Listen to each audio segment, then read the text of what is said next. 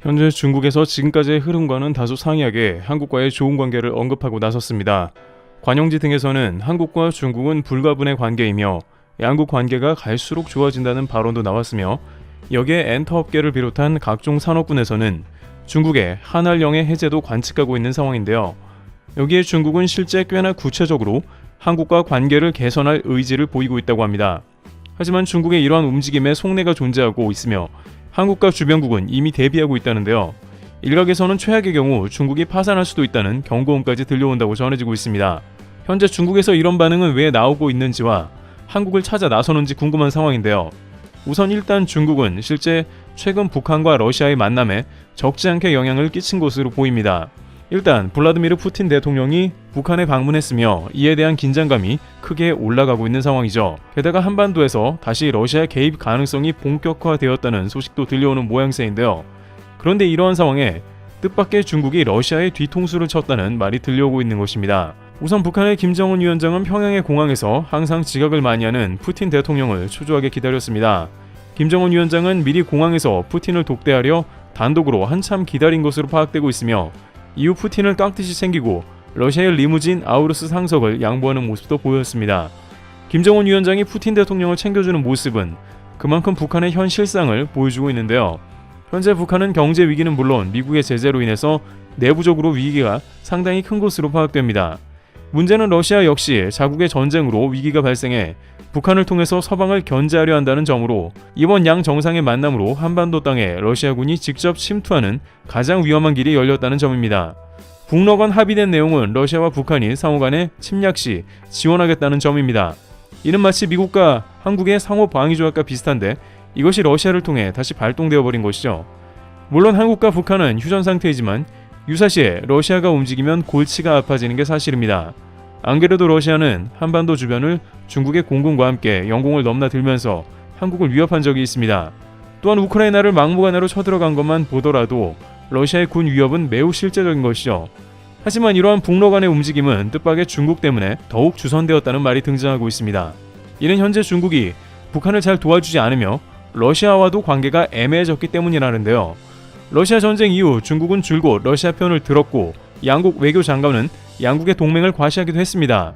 그러나 러시아 전쟁이 몇 년이 흐른 뒤 중국은 자신의 나라 살림이 처참하게 무너지고 있음을 보았습니다. 아무리 중국이 러시아나 중동, 아프리카 등과 조합을 해봤자 미국 하나에 걸리면 어떻게 되는지 보게 된 것이죠. 실제 최근 중국은 북한으로 들어가는 수출품을 대대적으로 검열하면서 통관을 어렵게 했습니다. 한국의 요소 수출을 어렵게 한 것처럼 이제는 북한에 보낼 물품 자체를 크게 줄여버린다는 뜻입니다. 북한은 살 길이 막막해졌고 러시아라도 붙잡아야 할 판이며 이를 통해 미국을 압박한다는 취지입니다. 러시아도 중국이 최근 가스관 협력을 결렬하는 등 양국의 분위기가 심상치 않다는 소식이 들려옵니다. 이는 중국이 미국 눈치를 보고 있으며 러시아와 북한에 예전과 같은 도움을 주기는 어렵다는 겁니다. 중국이 미국의 비위를 맞추는 상태라고 볼 수 있는데 이는 중국 경제가 가장 급하기 때문입니다. 실제 미국은 금리를 올렸고 이 때문에 중국은 부동산을 비롯해 모든 경제 지표가 크게 하락했습니다. 중국 내부적으로 미국을 적으로 둔 결과가 이렇게 처참한가에 대한 회의가 크게 밀어닥쳤습니다. 결국 시진핑 국가주석은 최근 중대 결단을 내렸는데 중국의 대외 정책을 도강양회로 전환하는 것이었습니다. 도강양회는 등소평이 강조한 중국은 힘을 숨기고 절대 발톱을 드러내지 말라는 흐름과 일치합니다. 하지만 시진핑은 1대1로 정책 등으로 힘으로 전 세계를 제압하려는 유소작위를 펼쳐온 것이 사실입니다. 그러나 이것이 결국 대실패로 귀결되었으며 중국 인민의 삶을 척박하게 만들어버린 것입니다. 따라서 현지 소식통에 따르면 중국의 5년 경제정책을 결정하는 삼중전에서 등소평에 실리주의를 재도입합니다. 이것이 매우 중요한 의미는 이제 중국은 당분간 미국의 신경을 건드리는 일은 하지 않을 것이며, 이는 군사적 도발은 물론이며 경제 차원에서도 서방에 최대한 협조할 것이라는 점입니다. 중국은 중국 제조 2025 등 첨단 반도체 생산 등을 시도하면서 미국을 이겨보겠다는 의지를 보였으나 앞으로는 미국을 적대시하는 게 아니라 중국의 첨단 산업을 발전시키면서도 미국 업계와 융화되어서 강대강이 아닌 부드러운 방향으로 전환하고 주변국인 한국과 친밀해지겠다는 의미이기도 하죠. 특히 한국은 첨단 기술을 확보한 국가이기에 더욱더 한국에 애절한 러브콜을 보낼 것으로 확인됩니다. 실제 시진핑 국가주석은 작년에 광저우 LG 디스플레이에 방문하기도 했는데 이는 중국이 한국에 손을 내미는 모습으로 이미 2-3년 전부터 도강량의 정책을 도입하려는 모습이었습니다. 또한 앞으로 한국에 더욱더 관광객을 늘려나가며 중국 방문객을 보내겠다는 포부도 밝히고 있습니다. 하지만 이러한 중국에 대해서 그 속내를 비롯해서 한국과 주변국의 반응은 중국을 놀라게 하는데요. 일단 중국이 겉으로는 위기가 오면서 한국에 손을 내밀고 있지만 너무 늦었다는 말이 나옵니다. 당장 미국에서는 중국의 속내를 일단 파악을 했으며 첨단 반도체 쪽에서는 중국을 완전 몰아내려고 합니다. 미국의 반도체 생산을 집중시키고 있는 데다가 첨단 제품 수출 자체를 틀어막고 있습니다. 또한 중국과 깊게 관계된 국가에는 제3의 페널티가 암암리에 부과되고 있는 실정이기도 하죠. 미국에서는 중국은 언젠가는 패권을 쟁취하려고 그 속내를 드러낼 것을 꿰뚫어보고 있습니다. 특히 대만전을 준비하고 있기 때문에 이러한 중국의 모습은 위장이라고 판단하기도 합니다. 상대방의 경계감을 풀고 첨단 기술을 흡수한 다음 결정적인 순간에 대만 침공을 감행할 수 있다는 것이죠. 여기에 무기 생산도 늘리고 있으며 미국의 양으로 이겨보려고 군대도 확충하고 있습니다. 따라서 이제 와서 중국이 실리주의로 바꾸면서 미국과 한국의 부드러운 대외 정책으로 나온다 하더라도 일정 영역에서는 중국의 숨통을 확실하게 끊어놓을 것으로 예측된다는 의견이 나오고 있습니다. 게다가 중국은 한국에 대해서도 수출 통제를 비롯해 한한령도 해제하지 않고 있습니다. 말로는 한국과 잘해보자고 하더라도 그 속내는 여전히 한반도에 대한 각종 야욕이 가득한 상태이죠.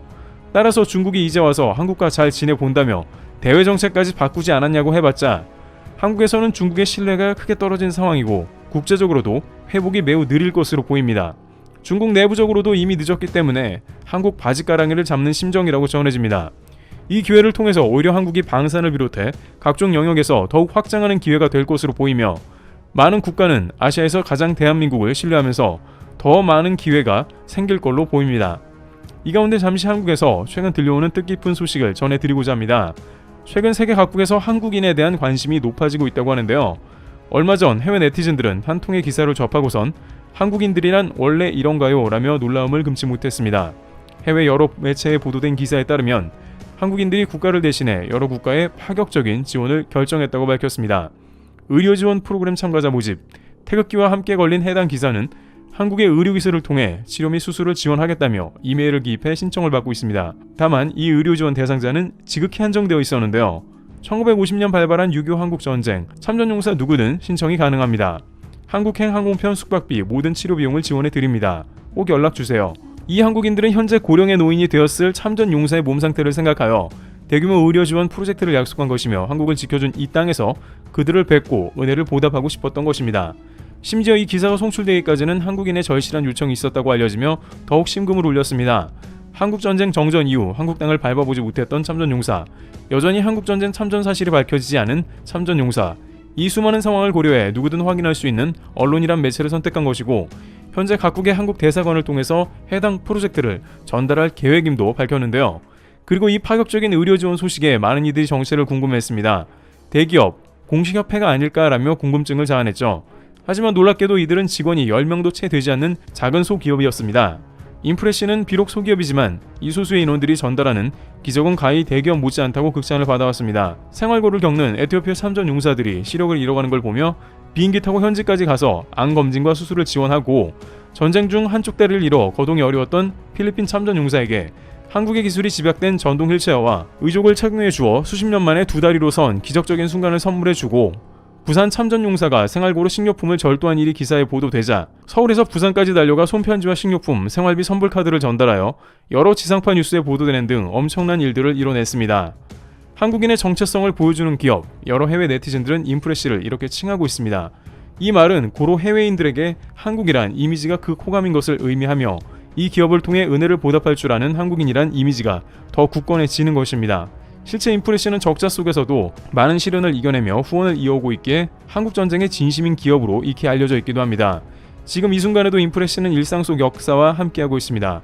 인프레시 트래블튜브 후원 패키지는 태극기 볼켓과 손 거울로 구성되어 있으며 6.25 참전용사 후원을 위해 제작된 상품으로 수익금 일부가 구매로 동참한 한국인들의 이름으로 후원되고 있습니다. 특히나 이 태극기 볼캡은 참전용사분들이 가장 좋아하는 아이템으로 알려졌으며 연말에 Things to Remember 기억해야 할 것들 이란 주제 아래 참전용사분들의 희생과 노고를 알리며 영원히 기억할 것을 다짐하며 뒷면에는 펄럭이는 태극기를 담아냈는데요. 또한 6월 말일까지 해당 상품을 구매한 분들 중 2번을 추첨하여 영국 항공권 티켓을 증정한다고 합니다. 영국도 참전국 중 한 곳이며 자랑스러운 손흥민 선수가 활약하는 곳으로 더욱 의미가 깊지 않나 싶습니다. 해당 이벤트 및 구매처는 고정 댓글에 남겨두도록 하겠습니다. 평소 6.25 참전용사 후원에 관심이 있으셨던 분들은 많은 동참 부탁드리며 앞으로도 이 기업의 행보와 많은 응원과 관심이 필요하지 않을까 싶습니다. 트래블TV였습니다. 감사합니다.